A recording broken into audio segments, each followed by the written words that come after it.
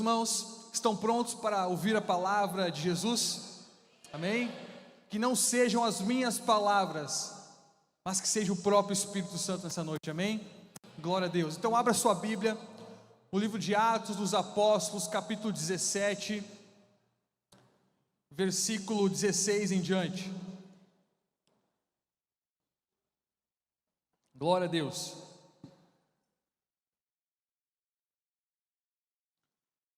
Atos capítulo 17, versículo 16 em diante, você pode acompanhar aqui na tela, para a glória de Deus. Diz assim: enquanto Paulo esperava por eles em Atenas, sentia grande indignação vendo a cidade cheia de ídolos.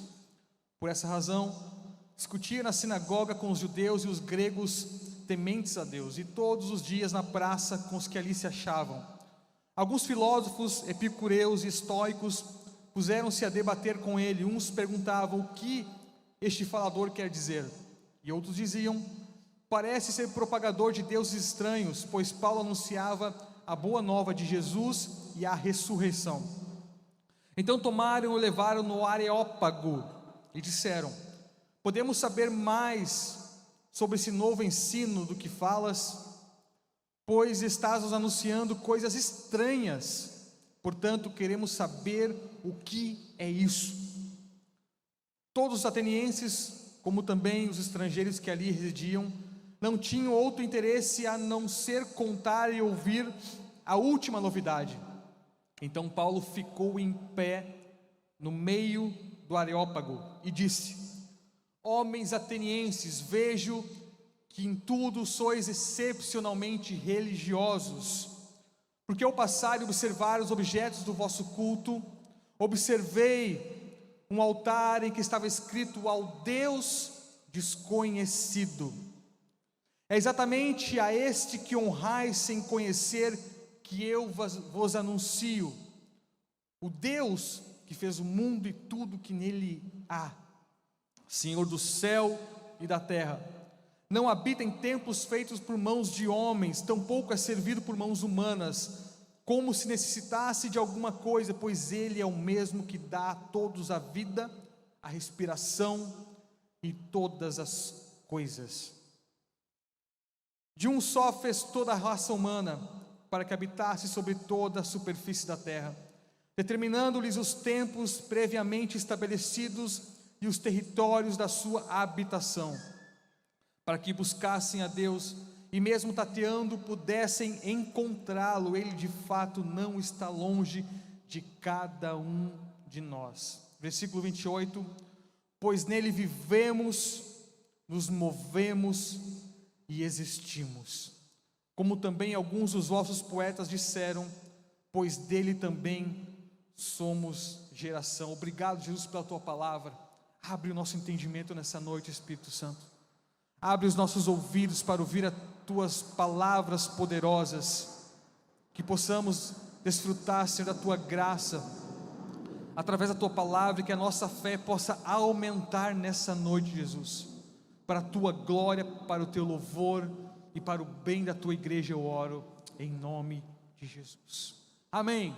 Meus irmãos, depois de ler esse texto tão longo, mas é importante para vocês entenderem o contexto desta pregação, porque de fato aqui nós temos uma pregação de Paulo, no qual nos chama a atenção até os nossos dias de hoje, algo que marcou a história, porque Paulo não estava em apenas um lugar qualquer, mas ele estava em Atenas, que era a terra de filósofos conhecidos até hoje, como Sócrates, Platão, Aristóteles. Atenas era a central, o local onde esses homens discutiam, falavam a respeito das suas filosofias, das suas crenças. Atenas era um centro de deuses, de muitos deuses. Mas um pouquinho antes, antes de chegar em Atenas, Paulo está pregando o evangelho de Jesus, e ele passa em Tessalônica anunciando Jesus Cristo, aquele que é o Salvador do mundo. Mas alguns, ao ouvirem a pregação de Paulo, não entendem e começam a dizer que ele está louco e que esse homem está falando bobagens. Começam a perseguir a Paulo. Os próprios judeus começam a perseguir a Paulo e buscar prendê-lo e levá-lo até as autoridades. E assim perseguem ele em Tessalônica e chegam até a casa de um irmão que estava juntamente com ele, chamado Jason. Entram na casa dele, não acham Paulo, então levam Jason até as autoridades daquele tempo e diz assim: olha, esses homens que têm agitado o mundo inteiro chegaram também aqui. Essa era o anúncio daqueles homens a respeito dos nossos irmãos que estavam pregando o evangelho de Jesus. Os homens que têm agitado o mundo inteiro com uma pregação, uma boa nova, chegaram até nós. Que assim possa ser na nossa cidade. Que os homens possam dizer em Canoas, os homens no qual nós temos ouvido falar, essa loucura de igreja, uma igreja preta que começa a movimentar a cidade, eles chegaram aqui na nossa cidade, estão sendo conhecidos pela pregação do evangelho. A loucura para os homens, mas sabedoria para aqueles que creem em Jesus. E de fato o evangelho é loucura para aqueles que não conhecem, porque nós estamos aqui anunciando Jesus, estamos cantando sobre sangue, estamos festejando a morte de alguém, e realmente para isso, para algumas pessoas pode soar como uma loucura. Como assim? Cantam sobre sangue e falam sobre morte, festejam a morte de alguém, é porque não conhece que o próprio Deus é quem derramou o seu próprio sangue naquela cruz e morreu em nosso lugar. E quando esse entendimento chega até nós, isso não se torna mais loucura, mas é sabedoria, é alegria, é vida, é tudo que nós precisamos, porque nós precisamos do nosso Salvador, Jesus Cristo. Portanto, se torna sabedoria, se torna uma novidade de vida, uma nova história sendo escrita a partir do entendimento e conhecimento do Deus Todo-Poderoso, Jesus Cristo. Agora Paulo está em Tessalônica, ele corre para Bereia fugido, ele foge porque a perseguição é tamanha que ele tem que ir para outro lugar. Ele chega em Bereia, também começa a anunciar o evangelho. Meus irmãos, aonde nós formos, nós temos que pregar a Jesus, o crucificado, mas também aquele que ressuscitou ao terceiro dia e vive pelo século dos séculos. Paulo chega em Bereia, e em Bereia agora ele encontra outros crentes. Agora esses crentes, eles são crentes que conhecem as Escrituras e analisam as Escrituras conforme Paulo está pregando o evangelho, e que assim sejamos como os bereanos. A Bíblia diz que os bereanos, eles tinham a mente mais aberta dos que Tessalônica, e eles examinavam diariamente as Escrituras para ver se as coisas que eram faladas batiam com a Bíblia Sagrada. Meu irmão, eu quero te fazer um convite nessa noite em nome de Jesus. Abra sua Bíblia e não feche ela mais. Não feche ela nunca mais. Fica me analisando, fica me julgando se eu estou pregando de acordo com a Bíblia Sagrada.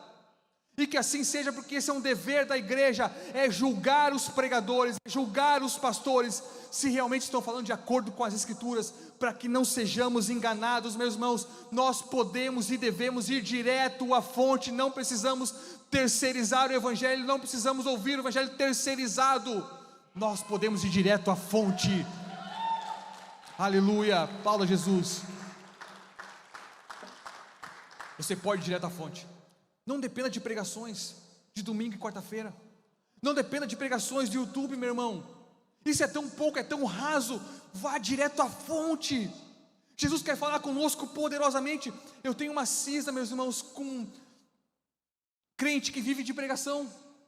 É claro que a pregação é importante e nós estamos aqui pregando para a glória de Jesus. É por isso que nós pregamos, para a glória de Jesus e para que novas pessoas conheçam a Ele.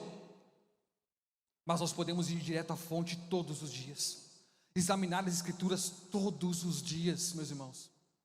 Meus irmãos, As estatísticas falam que 90% dos crentes nunca leram a Bíblia toda ainda. Crentes de anos. Isso é assustador, porque isso não é cristianismo de verdade, isso não é ser cristão de verdade. Porque se nós amamos a Jesus, nós também amamos a sua palavra. Porque Jesus é a palavra, Jesus é a verdade, e aqui estão as verdades absolutas que o mundo precisa. Enquanto o mundo diz que a verdade não é absoluta, nós dizemos a verdade absoluta é Jesus. Jesus é a verdade que o mundo precisa ouvir. Aleluia. Eu sempre faço uns propósitos muito loucos. Esse ano eu fiz um propósito de ler a Bíblia em 4 meses. No final desse mês eu estarei concluindo mais uma leitura da Bíblia inteira. Isso não é para a minha glória, mas é para que você entenda que não é difícil. O que falta para nós é prioridade. O que nós estamos priorizando? A palavra de Deus ou as outras coisas? Tudo é questão de prioridade. Tudo é questão de realmente buscar um relacionamento com Jesus. E é através da palavra, é através da oração, é através de Jesus, é através da comunhão, é através do cultuar a Jesus. Amém. Paulo chega, depois que ele foge de Bereia, ele chega então em Atenas. E Paulo se assusta com a cena que ele encontra lá. Aquela cidade, muitos historiadores dizem que era mais fácil encontrar um Deus do que um homem. Tamanho ídolos e postes e esculturas de deuses que tinham em Atenas. Realmente a cidade era conhecida pela diversidade de deuses, muitos deuses. Paulo chega naquela situação, naquele ambiente, naquela cultura, e ele fica indignado. Ele fica consternado com aquilo que ele está vendo. E o que Paulo começa a fazer? Mais uma vez, Paulo não se cala, mas prega o evangelho. Meu irmão, não importa onde nós estejamos, não importa se estejamos num local que não é apropriado, sempre é um local apropriado para pregar a Jesus. Talvez você está no estádio de futebol, vendo o Grêmio ganhar mais uma vez, é claro. Talvez lá também seja um local apropriado para pregar o evangelho. Por que não? Sábado eu fui no jogo do Grêmio. Glória a Deus. Ó, os irmãos falando, fala a Deus. Aí, ó. Fui no jogo do Grêmio. Eu fiquei assustado com algumas coisas lá. Porque no momento das cantorias, eu me deparo com aquela canção assim: Grêmio, eu te dou a vida, és a minha alegria do meu coração. Não, isso aí eu não vou cantar não. Não, eu adoro futebol, eu gosto muito, mas o Grêmio não é minha vida não. A minha vida é Jesus. Jesus é a minha vida, Jesus é a nossa vida, Jesus é tudo para nós. Naquele momento eu estou lá no jogo, olhando bem quietinho, né? E de repente eu ouço assim: e aí, pastor Ivan? Eu, meu Deus, não consigo fugir de lugar nenhum, tenho descanso. Olho para trás, 2 rapazes que eu nunca vi na vida. E aí, beleza? Ah, que legal. Bênção, aleluia, Deus te abençoe, meu irmão. Aleluia. Meus irmãos, todo local é um local apropriado de pregar o evangelho. Não importa onde nós estivermos. Paulo chega lá em Atenas e começa a pregar a Jesus. Começa a falar a respeito da ressurreição. Começa a falar sobre Jesus, o Cristo, Deus Todo-Poderoso. Aqueles homens se assustam com a pregação. Mas que papo é esse de Paulo? Que pregação é essa? Que Jesus é esse? Será que é mais um Deus? Ressurreição, será que é mais? Ele está falando de mais um Deus? Realmente Paulo chama a atenção daqueles homens. E então ele é levado para a tribuna daquele local, chamado Areópago.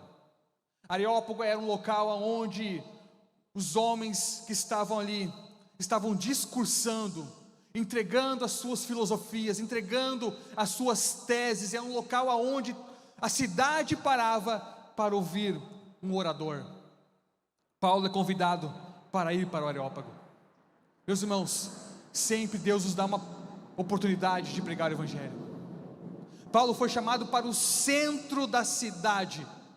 A atenção agora está toda na sua volta. Paulo tem uma oportunidade ímpar de pregar sobre Jesus, mas sabe o que ele faz? Ele prega a Jesus. Mas Paulo agora ele é estrategista. Ele não prega Jesus através das escrituras, ele pensa um pouco e diz assim: eu estou no meio de filósofos, de homens estudados. Agora ele muda a sua estratégia. Ele usa agora não a palavra das escrituras primeiramente, mas ele usa a própria filosofia daqueles homens. Então ele começa seu discurso no grande Areópago, e ele começa, é claro, de forma estratégica. Ele começa elogiando aquele povo. Ele diz: eu vejo que vocês são excepcionalmente religiosos. Ou seja, que legal que vocês têm deuses aqui, que vocês são religiosos. Mas ele continua: eu estava caminhando, e de repente eu vi que um dos seus altares estava escrito: ao Deus desconhecido. Meus irmãos, a história conta, os historiadores contam que em Atenas aconteceu uma grande praga, e essa praga não cessava de maneira alguma. Muitas pessoas tinham morrido. Então eles achavam que estavam deixando de adorar algum Deus, e esse Deus estava irado com eles. Então eles fizeram a seguinte forma: eles pegaram uma ovelha e disseram assim: aonde essa ovelha parar, no meio do deserto, ali nós levantaremos um altar ao Deus desconhecido. E é claro que a ovelha iria parar em algum momento, e ela parou, e ali eles levantaram um altar e colocaram a escrita dizendo assim: ao Deus desconhecido.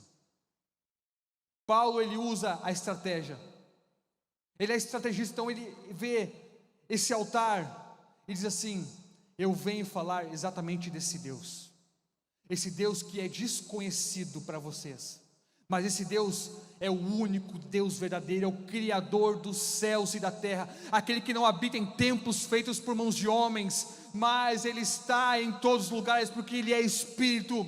Ele é o Deus Todo-Poderoso, é Ele quem dá vida a todos, é Ele quem dá respiração, é Ele que faz todas as coisas. Paulo é estrategista, ele usa aquela inscrição para falar a respeito do único e verdadeiro Deus. O único e verdadeiro Deus é o Deus Criador de todas as coisas. Somente Deus pode ser exaltado, não há outro Deus como Ele. E ele começa falando a respeito de Jesus, porque Jesus é o caminho, a verdade e a vida. E ele fala que Jesus é a vida, Jesus é a respiração e é tudo, e de fato Ele é. Quando Paulo fala que que Deus é a vida, é porque realmente Ele soprou nas narinas de Adão, e nele a vida se veio. Essa vida que nos acompanha até hoje, nós estamos vivos e respiramos por causa que Jesus nos deu a vida. Ele fala que Ele também deu a respiração a todos nós, e de fato nós respiramos porque Jesus nos dá o oxigênio. Quando eu olho para os estudos dos nossos tempos, eu adoro estudar coisas aleatórias. Um tempo atrás eu descobri que aquelas areias do Saara, quantos já ouviram falar? Em filmes, tempestades de areia. E os cientistas descobriram que essas tempestades de areia, elas percorrem todo o Oceano Atlântico, 5.000 quilômetros, e desembocam exatamente na nossa Mata Atlântica. Mais de 27.000 toneladas por ano de areia voando pelo ar até chegar na Mata Atlântica. Só que essas 27.000 toneladas também são acompanhadas de 22.000 toneladas de fósforo, que é o fertilizante, o adubo perfeito para a Mata Atlântica. Os estudiosos dizem que se não fosse por essas tempestades, não haveria vida na Mata Atlântica. Ou seja, Deus faz tudo perfeitamente, tudo está na sua perfeita ordem, Ele controla todas as coisas. Nós esperamos, porque Jesus, Ele ordena a cada dia que o oxigênio chegue até nós. Por isso Ele é tudo que nós precisamos. Ele continua dizendo: de uma só vez fez toda a raça humana, para que habitasse sobre toda a superfície da terra, determinando-lhes os tempos previamente estabelecidos e os territórios da sua habitação, para que buscassem a Deus. Realmente, meus irmãos, Deus criou todas as coisas para que possamos buscá-lo constantemente, diariamente. Nós encontramos Deus em todas as coisas. É só olharmos para tudo que nós enxergamos e nós encontramos o nosso Criador, o nosso sustentador. Agora Paulo continua a sua retórica, e agora ele usa uma citação filosófica para pregar a respeito de Jesus. Ele usa uma citação de Epimênides a Zeus. Ele fala assim: nele vivemos, nos movemos e existimos. Mas agora ele usa essa frase para falar a respeito de Jesus Cristo. E realmente, de fato, nele vivemos, nos movemos e existimos. Meus irmãos, é tudo através de Jesus. É tudo através do sangue poderoso de Jesus. Nós somos gerados por Deus e nós precisamos estar em Deus. Assim nós precisamos viver alicerçados, sobreedificados na cruz de Jesus. Nele nós vivemos, nele nós nos movemos e existimos, tudo através de Jesus. Aleluia, glória a Deus. Nós temos que ir lá, Alex, pedir para eles não andar com os aviões no horário do culto, tá? Amém. Glória a Deus, meus irmãos. Meus irmãos, portanto, Paulo estava no grande Areópago, mas também nós vivemos o nosso Areópago pessoal, o nosso Areópago contemporâneo. Ali Paulo está discursando para muitos homens, vindo de uma situação de perseguição. Ele está agora no seu Areópago, mas todos nós também temos o nosso Areópago. O nosso Areópago contemporâneo. Qual é o seu Areópago dessa noite? Qual é o contexto que está na nossa volta? Quem são as pessoas que estão no nosso cotidiano? Quem são as pessoas que estão na nossa volta? Talvez o nosso Areópago está repleto de situações em que nós não conseguimos resolver. Talvez diante do nosso Areópago, da nossa situação, a nossa posição em qual nós nos encontramos, é uma posição em que nós estamos lutando todos os dias. Talvez o seu Areópago, ele está envolto de uma enfermidade. Ou talvez algum familiar seu está sofrendo uma doença terrível. Esse é o seu Areópago. Mas talvez o seu Areópago é dentro da sua casa, do seu lar, onde você ainda não consegue encontrar alegria diante dos seus familiares. Talvez o seu Areópago no seu trabalho, no qual você levanta todos os dias pela manhã cedo desanimado, porque mais uma vez você está fazendo aquilo que você não gostaria. Ou talvez o seu Areópago é financeiramente, você está lutando tanto que você não consegue vencer, as contas chegam, você não consegue vencer, parece que há um devorador contra as suas finanças. Talvez o seu Areópago é o seu casamento, talvez o seu Areópago é os seus filhos, talvez o seu Areópago são os seus vizinhos, talvez o Areópago é alguma falta de perdão que você ainda não conseguiu liberar. Talvez o seu Areópago é a sua inconstância perante o relacionamento com Deus.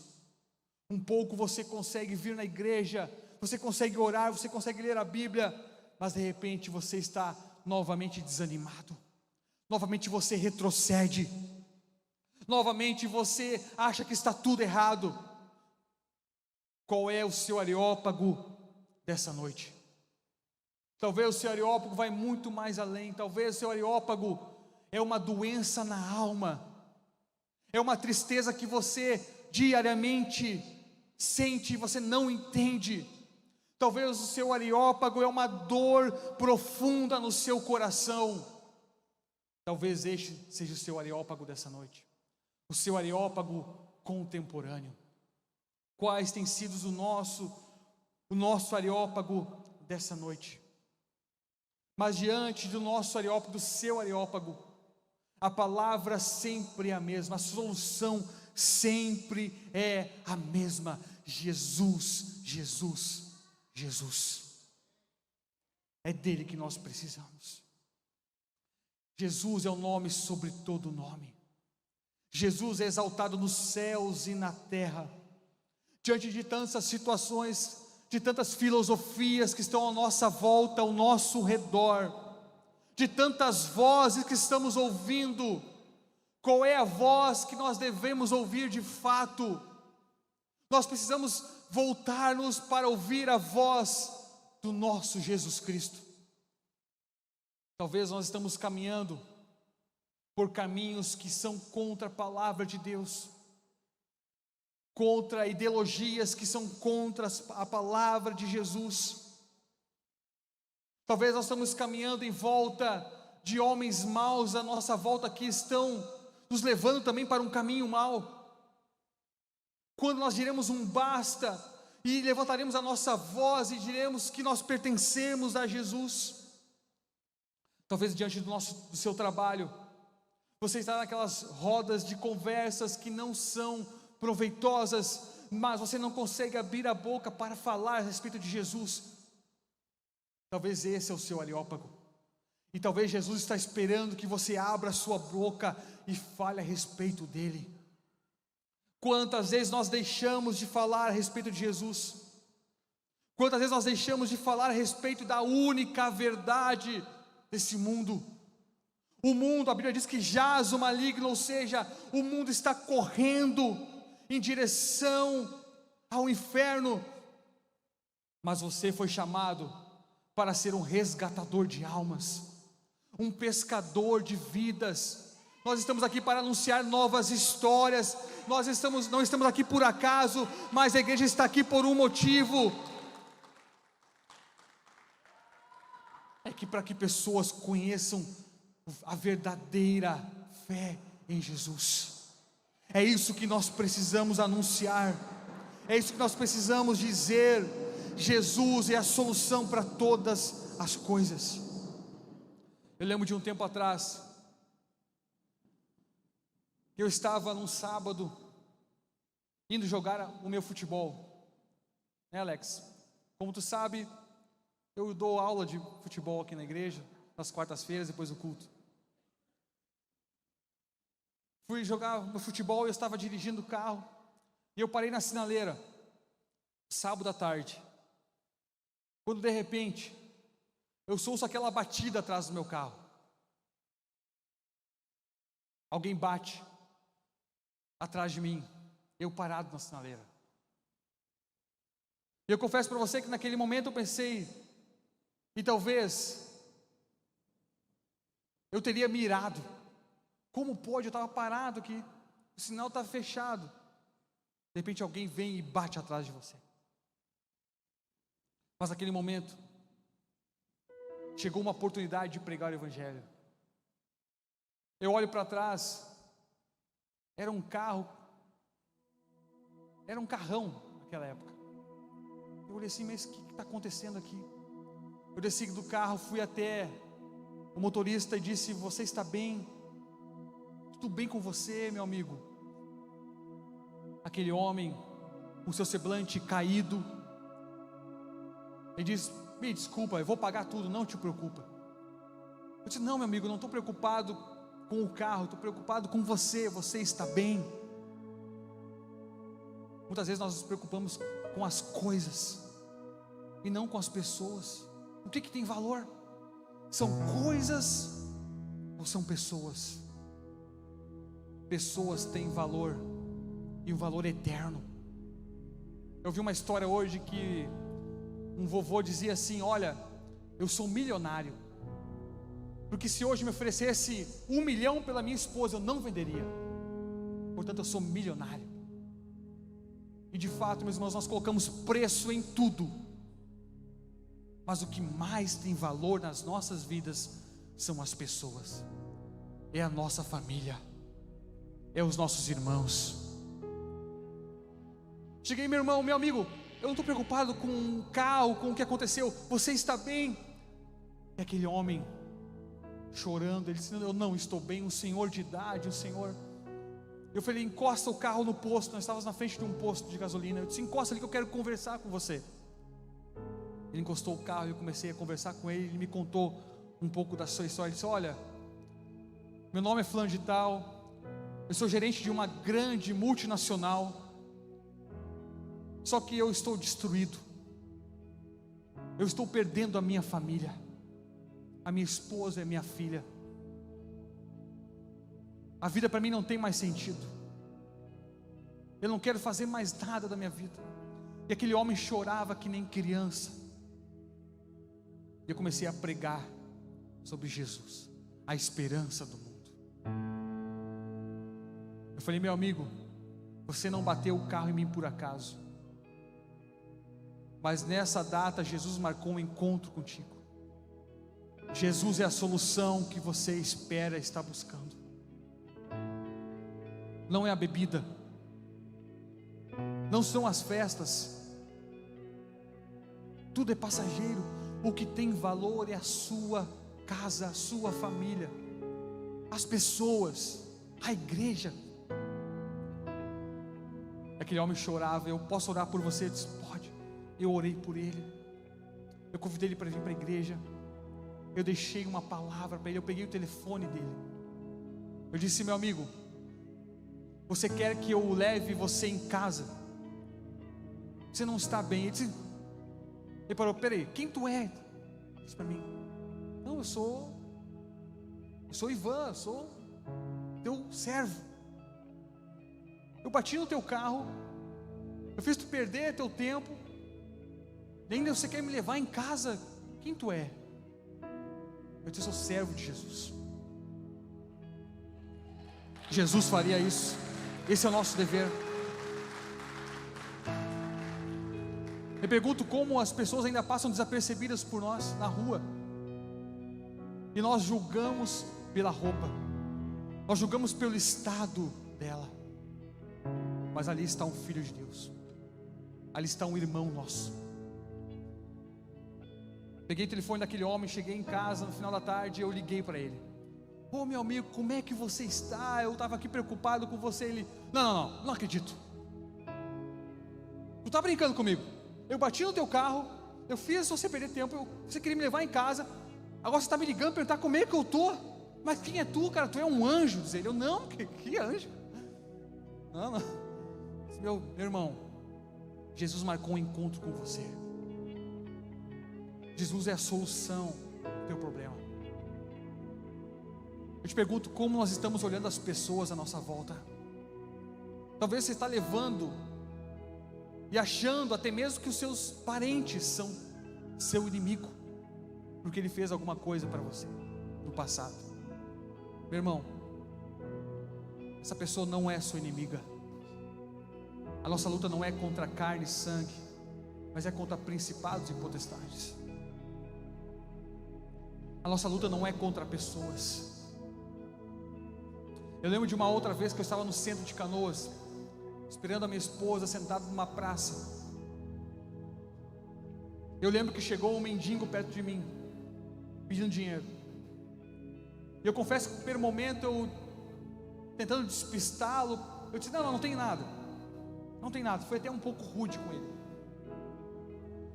Eu lembro que naquele momento o Espírito Santo falou comigo: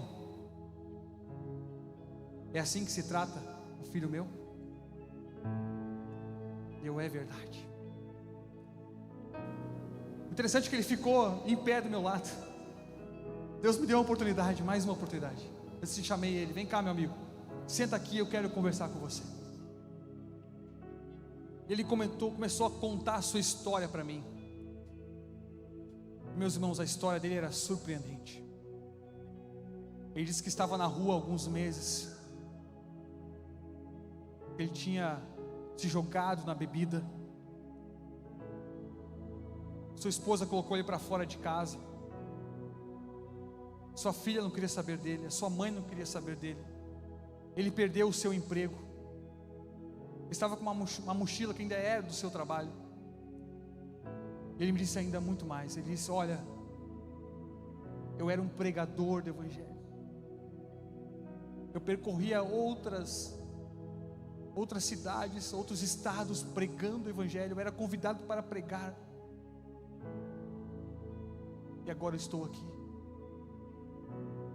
Eu disse: tu estás aqui, mas Jesus também hoje, também estás aqui marcando encontro contigo. Eu orei com ele, eu chorei com ele. Eu disse: Jesus, volta para Cristo, volta para a tua família. Jesus, Ele te ama, e realmente Deus nos ama, não importa o nosso passado, não importa quem nós éramos, Jesus nos ama, Ele ama, Ele está sempre de braços abertos nos esperando. Meus irmãos, sabe o que acontece? Uma vez filho, sempre filho. Um pai nunca rejeita um filho seu, ele nunca abandona um filho seu. Uma vez filho, sempre filho. Você tem uma posição de filho perante um Deus que é o seu Pai.